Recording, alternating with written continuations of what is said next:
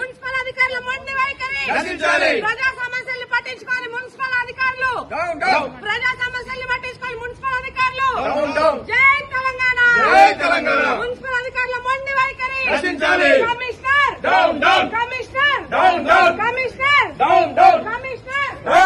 Municipal అధికారుల మొండి వైఖరి కమిషనర్ గారు అడగాలంటే మరి మేము ఎందుకు కార్పొరేటర్లో ఉండి ఒక జేసీబీ కోసం 3 నెలల నుండి మేము అడుగుతుంటే కూడా జేసీబీ ఇయ్యరు అయిపోయిందంటారు. మేయర్ గారు 10 సార్లు చెప్పిండు. మేయర్ గారి మాటకు కూడా వాల్యూ లేనప్పుడు మేము ఎందుకు మరి కార్పొరేటర్ లో ఉండి ప్రతి డివిజన్ లో కూడా అసలు శానిటేషన్ వర్క్ చేయడానికి ఒక్కడు రాడు, ఒక్కడు లేడు, వర్క్ చేసేటోడు లేడు. 147 మంది వర్కర్లు ఉంటే 54 మంది వర్కర్లు మాత్రమే పనిచేస్తారు. మిగతా వాళ్ళందరూ ఎక్కడ పనిచేస్తారు? ఇళ్లలో పనిచేస్తారు 3-4. కలెక్టర్ ఆఫీస్ లో 3-4 పనిచేస్తారు. ఆ మాత్రం దానికి మరి ఎందుకు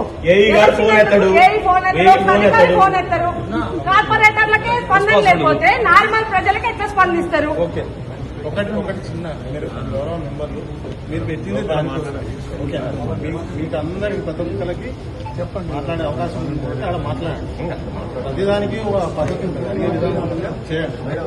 ఇవన్నీ పెట్టి గౌరవంతో అది నిరసన అయిపోతుంది. నిజమే సార్.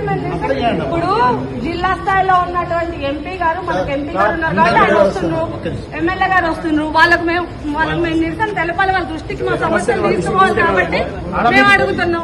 ఇంతవరకు మిషన్ భగీరథ వాటర్ ఇవ్వాలి. ఎండాకాలంలో ప్రజలు మొత్తం సఫర్ అవుతున్నారు. అవును, మా ప్రజల తరఫున మేము అడగడానికి వచ్చినాం. మా ప్రజల తరఫున, మా డివిజన్ ప్రజల తరఫున మేము కొట్లాడుతున్నాం. వేరే పార్టీ మెంబర్స్ అంటే అది వేరు. మీకు ఇచ్చిన అవకాశం కదా, మీకు లోన్కి రాకుండా అవకాశం ఉందంటే నిరసన చేయాలి. లోపల మాట్లాడతాం.